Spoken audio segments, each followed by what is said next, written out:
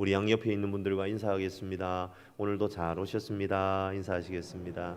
오늘도 잘 오셨습니다. 우리 앞뒤로 고백할까요? 은혜 많이 받으시기 바랍니다. 은혜 많이 받으시기 바랍니다. 감사합니다. 하나님께서 오늘도 우리를 만나 주실 것입니다. 할렐루야. 예배의 자리에 나올 때마다 우리 성도님들 그러한 기대가 있으셨으면 좋겠습니다. 오늘 나는 주님을 만나러 간다. 오늘 하나님 나를 만나 주실 것이다. 그 기대와 소망으로 주님께 나아가시는 우리 모든 성도님들 되시길 다시 한번 주님의 이름으로 간절히 축복합니다. 저는 초등학교를 졸업을 못했습니다. 국민학교를 졸업했습니다. 초등학교로 이름이 바뀐 게 제가 이제 대학교 들어갔던 96년도니까요. 아무튼 저는요 국민학교를 다녔는데요. 전학을 무려 3번이나 했습니다. 첫 번째 전학은 행정구역이 바뀌면서 학군이 나누어지니까 좀 불가항력적으로 할 수밖에 없는 사정이 있었고요. 두 번째 전학은 저희 어머니가 학원을 경영하셨는데요. 저희가 사는 집에서 좀 학원이 멀었어요. 어머니가 이제 제가 학교 끝나고 나서 저를 케어를 못 하시니까 학원 근처에 있는 학교로 같은 도시에서 제가 어렸을 때 창원에 살았는데요. 이사를 또 했습니다. 그러니까 이사를 한 게 아니고 어머니 학원 때문에 또 전학을 한번 했습니다. 그리고 세 번째 전학은 이제 저희 가족이 부산으로 이사를 하면서 또 자연스럽게 하게 되었죠. 이 전학이라는 것이 다 그렇지만 학생인 저의 의견이 반영되었던 전학은 한 번도 없었습니다. 더군다나 더 안타까운 것은 전학으로 인해서 피해는 부모님도 그 누구도 아닌 전학한 학생들에게 다 전가가 된다라는 것, 이것이 그 전학이 주는 아픔이죠. 저희 자녀들도 저 때문에 전학을 참 많이 했는데요. 그래서 제가 참 미안한 마음이 많이 있습니다. 두 번째로 전학을 한 학교에서 있었던 일입니다. 4학년 1학기를 마치고 2학기에 이제 9월에 전학을 갔어요. 그런데 그 학교는 그때 당시에는 다른 국민학교와 드물게 학기마다 반장 선거를 하는 학교였습니다. 요즘에는 이제 2-3달에 한 번씩 이제 학급 임원을 교체하는 초등학교들이 좀 덜어 있더라고요. 하지만 제가 국민학교를 다닐 때만 해도 이런 경우가 참 드물었어요. 전학을 가고 한 일주일쯤 됐는데 담임선생님이 반장 선거를 한다라고 하시더라고요. 뭐 일주일밖에 안 됐는데 학교 적응하느라 정신이 없을 때 아니겠습니까? 그런 저에게 일주일 동안 친구가 있었겠습니까? 딱 한 명 친구를 사귀었습니다. 그런데 이상하게도 그 친구하고 죽이 너무 잘 맞았어요. 그게 화근이었습니다. 이 친구가 지금 생각하면 정말 한심한 짓을 했어요. 무슨 짓을 했을까요? 저를 반장 후보로 추천을 한 거예요. 온 지 일주일밖에 안 됐는데. 웃으셔도 됩니다. 지금은 즐거운 시간이니까 웃으셔도 됩니다. 지금 생각해보면 후회되는 일이 한두 가지가 아닙니다. 1차적으로 저를 추천한 그 친구를 제가 뜯어 말렸어야 했습니다. 결과가 뻔하지 않습니까? 야, 제정신이냐? 절대로 후보 추천하면 안 돼. 제가 거듭 말렸어야 했죠. 어쩔 수 없이 추천을 받았다고 칩시다. 거기까지만 해야죠. 이렇게 나와야 되죠. 나는 아직 학교 분위기도 잘 모르고 이방인이니까 추천을 정중히 거절합니다. 이렇게 했으면 좀 폼이라도 났을 텐데. 근데 거절할 틈도 없이 그냥 막 선거가 시작된 겁니다. 결과는 어떻게 되었을까요? 우리 성도님들이 예상하시는 대로 딱 한 표가 나왔습니다. 쪽팔려 죽는 줄 알았습니다. 그런데 사실 이 한 표가 나왔다는 게 문제가 아니었어요. 그 한 표를 제가 찍은 것이 아니라는 게 문제였습니다. 무슨 말이냐면 저는 제 분수를 알았거든요. 제가 그렇게 머리가 나쁜 사람이 아닙니다. 선생님들. 아니 제가 어떻게 반장이 돼요? 그래서 저는 다른 사람 이름을 적어서 냈죠. 그런데 누군가가 제 이름을 적은 거예요. 누구겠습니까? 그렇죠. 저를 추천한 친구겠죠. 그런데 그게 문제가 된 겁니다. 이 친구가요. 나 기영 이름 안 적었는데 이렇게 나온 거예요. 그러니까 자기가 생각해도 이게 정말 어이없는 일을 했다고 부끄러웠나 봅니다. 그리고 한 표밖에 안 나오니까 그래도 한 몇 명이 찍겠지 생각했는데 자기 혼자 했다고 생각하니까 자기가 쓴 게 부끄러운 거예요. 그래서 나 안 썼는데 이렇게 얘기가 나오버린 겁니다. 그럼 자연스럽게 어떻게 됩니까? 그렇죠. 제가 쓰지도 않았는데 저는 제 이름을 쓴 파렴치한 사람이 된 겁니다. 그러니까 이게 아니 어떻게 제 이름을 알겠어요? 제가 기형인지 기영인지도 잘 모르는데 누가 적었겠습니까? 그럼 추천한 걔가 안 적었다고 하니까 그러면 뻔뻔하게 지가 지 이름 적었네 이렇게 된 거죠. 그래서 저는 여론의 문매를 맞고 자기 분수도 모르는 거의 파렴치한 인간이 되었습니다. 그래서 저는 그 이후로 반장선거 울렁증이 생겼습니다. 사랑하는 성도 여러분, 누군가가 한 공동체의 리더가 될 때에는 여러 가지 요소가 필요한 것 같아요. 똑똑하기도 해야 될 것이고요. 배경도 중요합니다. 저의 이 쓰라린 반장 선거를 되새겨 본다면 인지도 또한 매우 중요한 요소인 것 같습니다. 일단 내가 저 사람을 알아야 찍어주든지 말든지 할 건 아니겠습니까? 그런데 말입니다. 오늘 우리가 읽은 본문에서도 리더를 세우는 이야기가 등장하는데요. 그리고 모세가 이 사람들을 세우는 지침을 세워놓고 있는데요. 그뿐만 아니라 이 세워진 리더들이 어떤 마음의 자세를 가지고 자신의 역할을 감당해야 되는지에 대해서도 이야기를 하고 있습니다.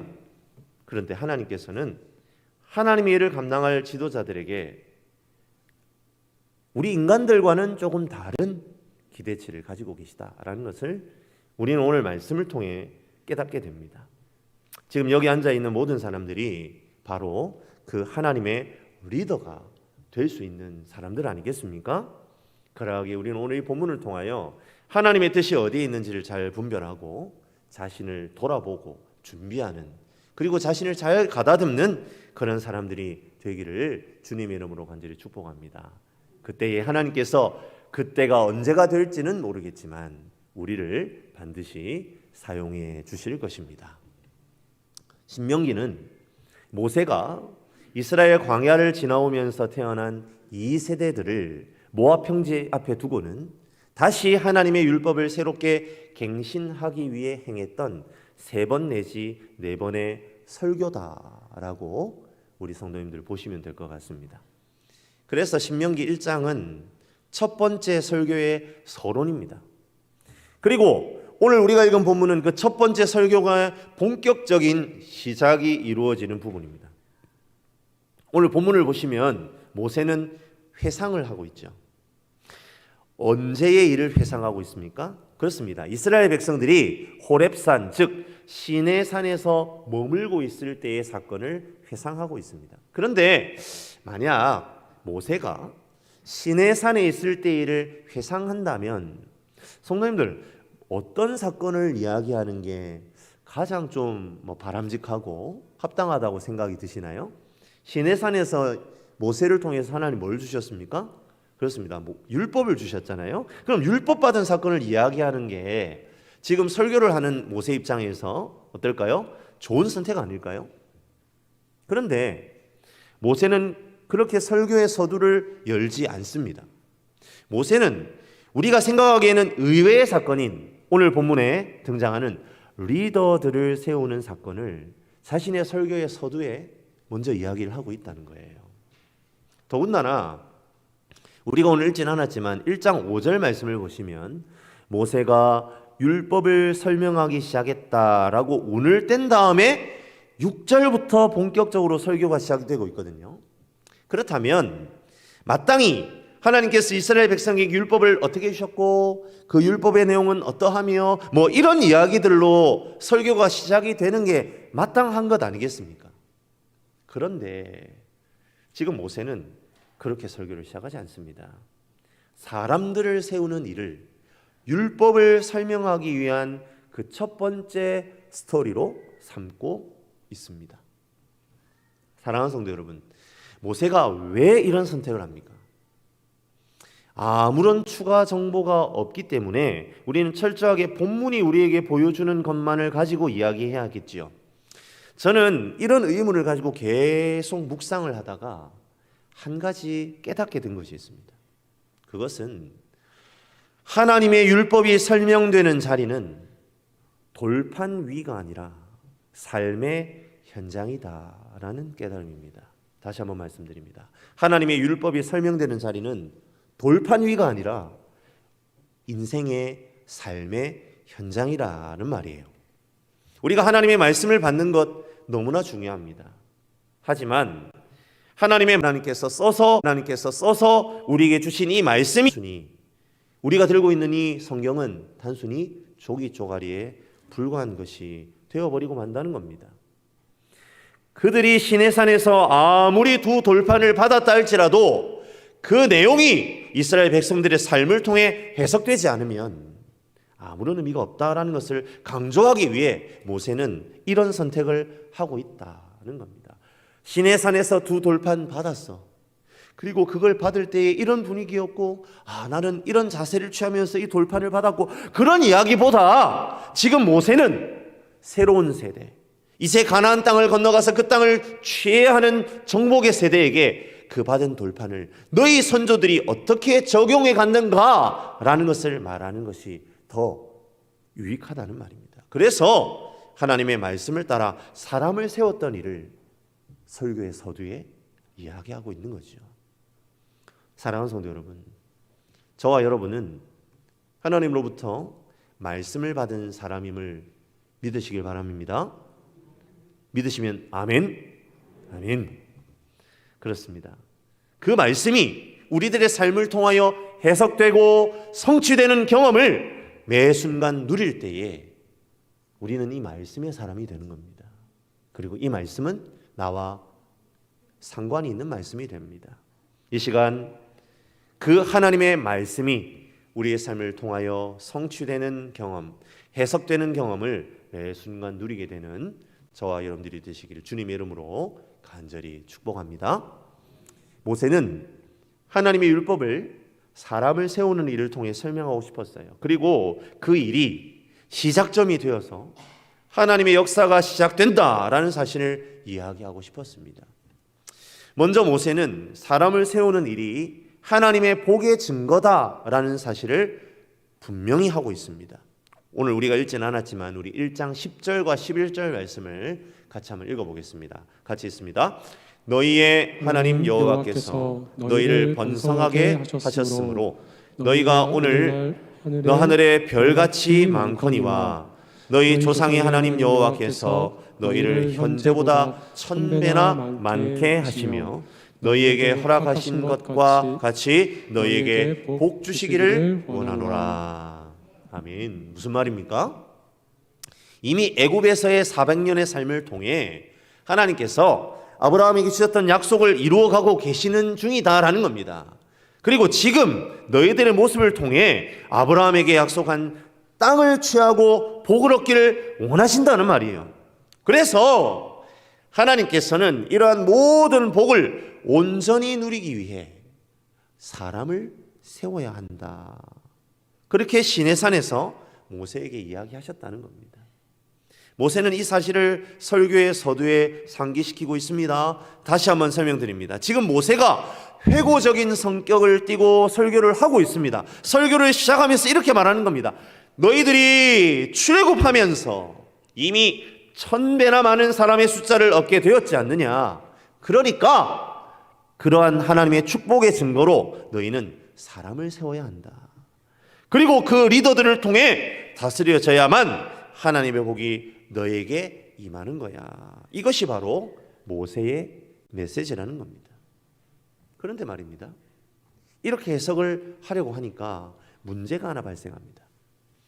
오늘 우리가 살펴보고 있는 본문과 같은 내용을 다루고 있는 출애굽기 18장 13절에서 26절에는 이 사람을 세우는 일에 대하여 오늘 우리가 읽고 있는 신명기와 다르게 서술하고 있기 때문이죠. 출애굽기에는 모세의 장인인 이드로가 아이디어를 내어서 1000부장, 100부장, 50부장을 세운 것으로 기록이 되어 있습니다. 하지만 오늘 신명기 본문에는 철저하게 사람을 세우는 것은 하나님께서 주신 복의 증거다라는 것을 분명하게 하고 있죠. 첫째, 하나님의 아이디어라는 겁니다. 사랑하는 성도 여러분, 출애굽기와 신명기에 다르게 기록된 이 양쪽 본문을 우리는 어떻게 받아들이는 것이 옳을까요? 바른 해석은 이렇습니다. 사람의 아이디어인 것처럼 보입니다. 그리고 사람이 하는 것 같습니다. 장인 이드로가 획기적인 방법을 고안해낸 것처럼 보입니다. 모세 혼자 60만이 훨씬 넘는 사람들을 감당하는 것 힘들어 보이니까 장인 이드로가 여복의 사위 왜 이렇게 비효율적으로 일을 하는가라고 핀잔을 주면서 멋진 묘책을 꺼낸 것처럼 보일 수 있습니다. 그런데 모세가 새로운 세대, 앞으로 가나안 정복을 해야 할 정복의 세대에게 이 사건을 다르게 해석해서 보여주는 겁니다. 사람을 세우는 일은 철저하게 하나님의 축복의 증거야. 하나님께서는 하나님의 일을 세워진 사람을 통해 이루기를 즐거워하신다는 것을 명심해야 한다라는 것을 못 박아 이야기하고 있다는 겁니다. 우리는 언제나 하나님께서 세워진 사람을 통해 일하시는 분이다라는 사실을 기억해야 합니다. 하나님은 천사들을 통해서 일하시지 않으십니다. 사람을 통해 일하십니다. 그것이 바로 하나님의 사역의 원리입니다. 한번 생각을 해보십시오. 하나님께서 누구하고 일하시는 게 가장 편하실까요? 사실 하나님 입장에서 가장 편한 방법은 그냥 스스로 다 하시는 겁니다. 전지하시고 전능하신데 뭐하러 남의 손을 빌립니까? 스스로 하면 다 됩니다. 그것이 가장 이상적입니다. 정 아쉽다면 천사들이 있지 않습니까? 천사들은 영계의 존재들입니다. 그들은 실수라는 단어를 모르는 존재예요. 그들은 인간이 가지고 있는 한계도 없습니다. 하나님은 천사들을 통해 일하시면 좋을 텐데 왜 꼭 사람들을 세워서 일하게 만드시냔 말입니다. 그것이 바로 하나님의 방법이라는 거예요. 그것이 바로 하나님의 율법이 우리의 삶을 통해 설명되는 방법이라는 말입니다. 사랑하는 성도 여러분, 하나님께서는 하나님의 사람들이 그들의 삶을 통해 하나님의 말씀을 해석해내기를 원하십니다. 삶으로 살아내고 실천하고 열매 맺기를 원하십니다. 그래서 하나님께서 천부장, 백부장, 50부장, 10부장, 회장, 재판관을 세우셨다는 말이에요. 각각의 은사와 분량을 따라서 말이죠. 아마도 천부장, 백부장, 50부장, 10부장은 분량을 따라 주어진 직무인 것 같아요. 한 사람이 10명을 감당할 만한 사람인지 1000명을 감당할 만한 사람인지 사람마다 그 분량이 다르지 않겠습니까? 하나님은 그 분량을 따라 쓰임받는 것이 가장 행복한 쓰임이라고 모세의 입술을 통해 설명하십니다. 부장과 패장과 재판관은 은사를 따른 직무이겠죠. 부장은 군사적인 차원에서, 패장은 행정적인 차원에서, 재판관은 사법적인 차원에서 각기 소임을 감당했을 것입니다. 각자의 분야에 알맞은 은사를 가진 사람이 세워졌습니다. 하나님께서 그것을 13절과 15절에 각 지파에서 지혜와 지식이 있는 인정받는 자라는 표현으로 설명하십니다. 각자 필요한 업무에 대한 지혜와 지식이 있는 자, 그리고 그 일을 맡겼을 때에 전혀 문제가 없을 것이라 검증되어 있는 사람들에게 그 일을 맡기셨습니다. 사랑하는 성도 여러분, 하나님께서는 각기의 은사와 분량을 따라 우리를 사용하십니다. 중요한 것은 그 은사와 분량을 가지고 있는 사람을 통해 일하신다는 부분입니다. 그렇기 때문에 우리가 항상 관심을 가지고 있어야 하는 것은 과연 나는 쓰임받고 있는 사람인가 라는 점입니다. 나는 부장인가 회장인가 재판관인가 그런 것이 중요한 게 아니라는 겁니다. 직분에 우리의 초점이 맞춰져서는 안 된다는 겁니다. 내가 내 은사와 분량을 따라 쓰임받고 있는 사람인가, 그것이 바로 우리가 관심을 기울여야 할 핵심이라는 거예요. 내가 목사인데, 집사인데, 권사인데, 장로인데 그런 직분에 초점을 맞추지 말라는 겁니다. 지금 나의 현 주소가 어떠한가가 중요하다는 겁니다. 내가 목사라면 나는 그 목사라는 그릇에 합당하게 쓰이고 있느냐가 중요하다는 말입니다. 내가 권사라면 그 권사라는 그릇에, 내가 장로라면 그 장로라는 분량과 은사에 맞게 내가 쓰임받고 있는가, 너무나 중요한 사실은 그것이라는 거죠. 만약 내가 쓰임받고 있는가에 대해서는 점점 관심이 멀어지기 시작한다면 우리에게 무엇만 남게 될까요? 결국 우리는 내가 어떤 자리를 차지하고 있는가 밖에는 관심 가지지 않게 됩니다. 그러면 어떻게 될까요? 나를 통해 하나님께서는 더 이상 아무런 일도 하실 수가 없게 됩니다. 어떤 역사도, 하나님의 놀라운 일하심도 나의 손과 발을 통해서는 일어나지 않습니다. 제가 질문 하나 드리겠습니다. 어떻게 하면 내가 쓰임받고 있다는 것에 초점을 맞출 수 있을까요? 그냥 몸만 왔다 갔다 하는 사람인가? 스스로 질문해 보아야 합니다. 그리고 그 다음 질문이 우리를 기다리고 있습니다. 내가 자리에 연연하는 사람이 되지 않으려면 어떻게 해야 되지? 라는 질문입니다. 이 질문도 스스로에게 물으셔야 합니다. 오늘 본문을 통해 모세는 이 질문에 대해 두 가지 대답을 내어놓고 있습니다. 첫 번째로 우리가 쓰임받고 있다는 것에 초점 맞추기 위해서 언제나 나의 일이 하나님께 속한 것임을 기억해야 한다. 그렇게 모세는 우리에게 도전을 줍니다. 오늘 17절 말씀이 그것을 우리에게 이야기하고 있네요. 우리 17절 말씀 한 목소리로 같이 한번 읽어보겠습니다. 재판은 하나님께 속한 것인즉 너희는 재판할 때에 외모를 보지 말고 귀천을 차별 없이 듣고 사람의 낯을 두려워하지 말 것이며 스스로 결단하기 어려운 일이 있거든 내게로 돌리라. 내가 들으리라 하였고. 하나님께서 세우신 재판관은 언제나 재판이 하나님께 속한 것이라는 사실을 마음에 두고 재판해야 합니다. 다른 직분들도 마찬가지입니다. 군사직인 부장은 언제나 전쟁이 하나님께 속한 것이라는 인식을 해야 합니다. 행정직인 회장들은 자신들이 감당해야 할 행정사항이 언제나 하나님께 속한 것이라는 것을 잊어서는 안 됩니다. 그렇게만 한다면 우리는 언제나 하나님께 쓰임받는 것에 초점 맞출 수 있다. 모세는 강조하고 있습니다. 사랑하는 성도 여러분, 왜 모든 일이 하나님께 속한 것이라는 관점을 소유하는 것이 중요할까요? 모세는 오늘 우리가 읽은 본문의 뒤를 잇는 1장 19절 이하에 나타난 가데스 바네아 사건을 통해 그 중요성을 여실하게 우리에게 드러내어 보여줍니다. 우리는 12정탐꾼 이야기를 잘 알고 있지 않습니까? 여호수아와 갈렙을 제외한 10명의 정탐꾼들이 부정적인 보고를 해요. 이 10정탐꾼이 부정적인 보고를 하게 된 결정적인 원인은 무엇이었습니까? 그렇습니다. 그들의 전쟁이, 그들이 감당하는 모든 일들이 하나님께 속했다는 사실을 놓쳐버렸기 때문입니다. 교회에서 어떤 일을 감당하든지 우리가 하나님께 속했다는 고백 없이 함부로 할 수 없는 이유가 바로 여기에 있습니다. 하나님께서 이스라엘의 리더로 세워졌던 모세와 여호수아에게 가장 먼저 요구하셨던 게 무엇입니까? 발에서 신을 벗는 것입니다. 떨기나무에서 모세를 만나실 때도 하나님 그것을 요구하셨습니다. 여호와의 군대 장관이 여호수아 앞에 섰을 때에 그 여호와의 군대 장관이 여호수아에게 요구한 것도 그것이었습니다. 내 발에서 신을 벗어라. 이것은 거룩한 구별의 의미를 가지고도 있지만 지휘권을 넘긴다라는 의미가 더 강합니다.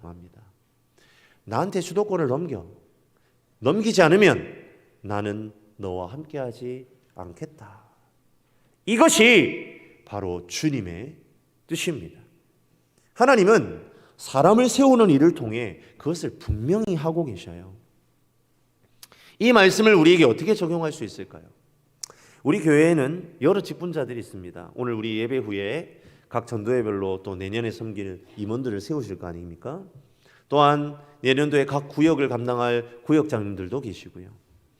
이들 모두가 바로 우리 전대중앙교회의 보석과 같은 리더들입니다.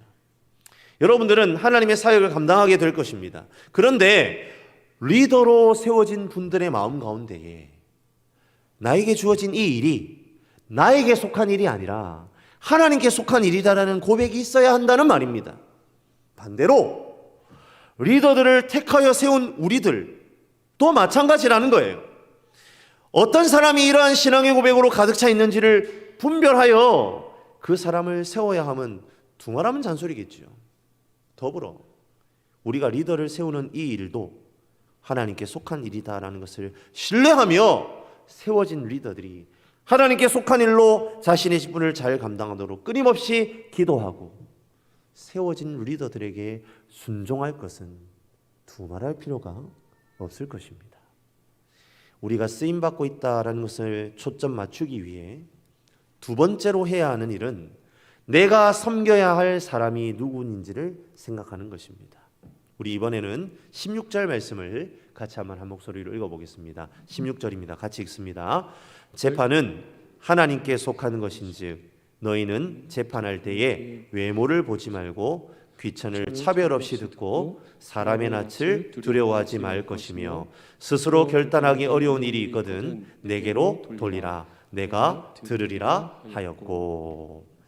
16절은요 하나님이 세우신 재판관들이 재판을 받으러 온 사람들을 어떠한 태도로 대해야 하는지에 대해서 이야기하고 있습니다. 핵심은 공평입니다. 그 송사를 들고 나오는 사람들의 성별, 인종, 배경을 보지 말고 그들의 필요를 보아야 한다는 말입니다. 이 송사의 문제로 고통을 겪고 있는 그 인간 자체를 바라보고 공정하게 처리하라는 겁니다. 사랑하는 성도 여러분, 여러분은 무엇으로 판단하십니까? 교회에서 하는 일의 경중은 반드시 그 일을 통해 유익을 얻은 사람들을 통해 결정됩니다. 물론 하나님 중심으로 결정되는 건 맞지요. 그런데 하나님은 보이지 않으시잖아요.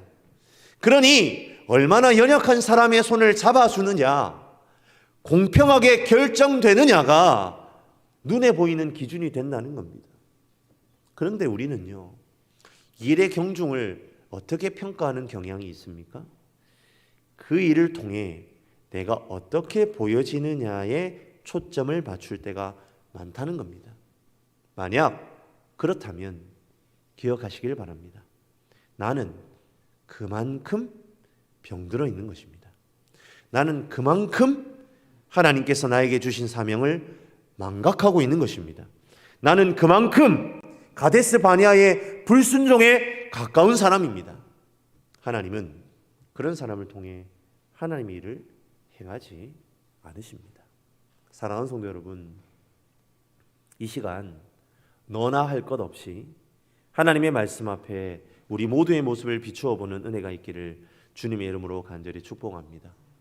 나에게 맡겨진 영혼을 돌보지 않으면 결국 누추한 나 자신을 보게 됩니다. 천부장은 자신이 맡겨진 1000명의 영혼을 돌아보아야 스스로 누추해지지 않습니다. 그런데 자기 자신만 챙기고 전혀 자신의 주변을 돌아볼 수 없는 사람이라면 그 사람은 스스로 자신의 누추함을 드러내는 것밖에는 되지 않는다는 거죠. 말씀을 마무리합니다. 사랑하는 성도 여러분, 모세는 새로운 출발을 앞둔 이스라엘 백성들에게 사람을 세웠던 추억을 떠올리면서 다시 그들에게 다짐을 받고 있는 셈입니다. 너희는 항상 쓰임받는 것에 집중하여 땅을 정복하고 언약을 지키는 사람이 되라. 바로 이것입니다. 모세도 천부장, 백부장 등 리더들을 세울 때에 각 지파별로 사람을 택하여 데리고 오라 말했습니다. 모세가 직접 지명한 것 아닙니다. 그는 뽑혀온 사람들을 임명했을 뿐입니다. 마찬가지입니다. 우리도 우리의 손으로 오늘 각 전도의 임원 세울 것이고요. 다음 주 화요일에 이제 당회를 통해서 내년도 직분자와 그리고 각 위원회의 부장들을 세울 것입니다. 이 과정을 통해 쓰임받는 삶을 소원하고 직분에 연연하지 않으며 하나님께 모든 일이 속해 있음을 인정하기로 결단하는 저와 여러분들이 되시기를 주님의 이름으로 간절히 축복합니다. 더불어 오늘 말씀을 생각하면서 리더들을 세운 우리 모두도 다시 한번 우리 스스로를 돌아보게 되기를 바랍니다. 나는 쓰임받는 삶을 소원하는 사람인지, 참으로 하나님께 모든 일이 속해 있고 나에게 맡겨진 영혼들을 돌아보는 마음으로 그 심령이 가득 채워져 있는지 스스로 돌아보며 하나님의 지혜로 충만하고 하나님께 인정받는 자로 든든하게 세워져가는 저와 여러분들의 삶이 되시기를 주님의 이름으로 간절히 축원합니다.